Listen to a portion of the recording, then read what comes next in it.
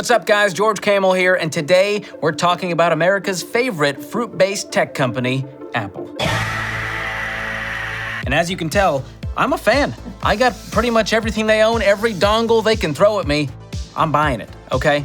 And today we're talking about a specific big announcement coming from them, and it's not the newest iPhone. That's a slightly different color than the one you already have. And no, I'm not talking about some kind of cool microphone you wear in your body that sends Apple information about your conversations. That already exists. It's called Siri. Sorry, I didn't. Nobody's talking to you, Siri. Well, today we're talking about a new feature from Apple called Apple Pay Later. And you can probably infer from the name what this is. Apple is jumping into the buy now, pay later game with the other industry players that you've heard of like Klarna, Afterpay, Affirm, and even PayPal. Now, to be clear, Apple already has something called Apple Pay, which I actually use. It's really convenient. It basically just lets me pay with my phone using a debit card that I have linked to the account. But Apple's rolling out a new feature for Apple Pay users that allows them to split their purchases into 4 payments over 6 weeks with 0 interest and no fees. Hang on. No interest and no fees? There's gotta be a catch here. You mean the mob only did me a favor to get something in return? Now, you know I'm not a fan of buy now, pay later, but you might be wondering, if there's no interest or fees, what's the harm in breaking up my purchase of purple parachute pants into petite payments? Well, let's dig into the dirty details and find out if Apple Pay Later is the best way to buy those big old baggy britches. Was that too much alliteration? Did we go a little hard? Felt like a lot. But before we jump in, do me a favor and click that like and subscribe button. It's completely free, no interest, no fees. It won't cost you a thing. Well, maybe like 1 second of your time and a little bit of your energy to move your finger and press down a little. But other than that, completely free. Here's how Apple Pay Later works. Users would first need to apply for a loan within the Wallet app. This loan amount ranges from $50 all the way up to $1,000. Then Apple does what they call a soft credit check. And if the user is approved, they can start using the Pay Later feature, which allows them to split their purchase into 4 payments over 6 weeks. But did you catch a little word in there that I mentioned? That's right. It's a loan.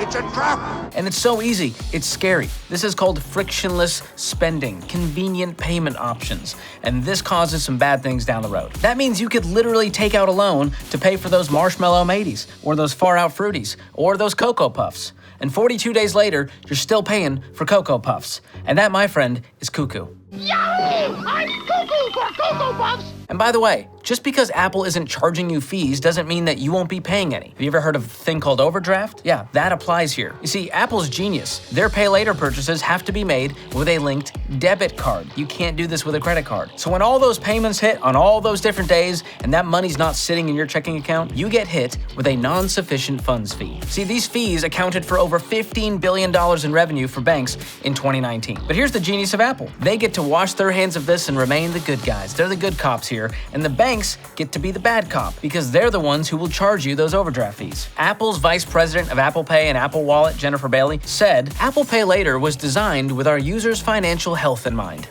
Jennifer, oh, thank you. That's so nice. Thank you for caring about me and my financial health. So much that you would go through all the trouble of making this new feature that lets me buy things I can't really afford, keeps me in your payment ecosystem, and likely causes me to spend more, all while making you oodles of money. Thanks, Jennifer. That's right. I said it, Apple. Maybe you had a little more in mind than just my financial health. Like, I don't know, dollar signs, shareholder value. Look, there's nothing wrong with offering a service and making money. I'm not mad about that. But what really grinds my gears here is the way Apple is pitching this as some kind of financial tool to help people. You see, this whole buy now, pay later trend is not just a free service big tech is generously providing to help you out. It's got to make money for them in order to be sustainable. That's kind of how business works. So, if there's no fees or interest, how does Apple even make money from Apple Pay Later? Well, it's all about keeping people in that payment ecosystem. You see, good old regular Apple Pay generates a whole lot of revenue for the company. See, Apple charges card issuers a fee of 0.15% for every transaction processed through Apple Pay. Now, that may not sound like a lot, but it adds up. According to Statista.com, Apple Pay is expected to generate around $4 billion of revenue in 2023. So Apple Pay is a huge source of revenue for Apple. Now enter the buy now, pay later companies like Affirm and Klarna. Well, Apple doesn't want all those Apple Pay users jumping over to use those other services because then they don't get a cut. So Apple introduces Apple Pay Later, hoping that it will keep people in that payment ecosystem to ensure they're getting their little piece of the pie. And by the way, this is just one part of Apple's financial ecosystem. And you've probably seen this news from Apple just recently. The company just launched their Apple Card savings account with a high-yield APY, 4.15%. But, of course, there's a catch. You can only open that savings account if you already have the Apple credit card. Now, if you know me, you know I wouldn't touch credit cards or Grinches with a 39.5-foot pole. And what Apple's press releases don't mention is the sneaky little side effect of introducing their own Buy Now, Pay Later service. Their users will likely spend more money than they would have. And that means Apple makes even more money. So how do I know this? This feels like a wild assumption. Well, I didn't make this stuff up. In fact, Klarna, who's another player in the Buy Now, Pay Later space, they did the research for us. And right there on their website, they are bragging to businesses that offering Klarna as a payment option will increase the average store order by 45%. So even if we now know that Apple Pay Later is not the best way to pay, you might be wondering, well, how am I supposed to buy this autographed Matt Damon Funko Pop if I can't break it up into smaller payments and spread it out over several weeks? Well, I've got one word for you, and it's not Apple. It's cash. That's right. Here's a concept. Wait until you have enough money saved up and do a little thing I like to call buy now, pay now. How's that? Use your debit card or go old school and just write a check. Or actually pay with real cash like your grandma did back in the day when she bought her first Funko Pop. Now, before you jump in the comments and be all, "But George, that's so old-fashioned, get with the times, bro." Listen to me, bro. Even when the times change and new technology arises, there are some basic money principles that have withstood the test of time. And in this case, it's the principle of delayed gratification. You see, not too long ago, when people wanted to buy something they didn't have enough money for, they said, "I actually can't afford this." And then for the next 6 weeks, they would save up until they could finally say, "I can afford this now." Now it's all backwards.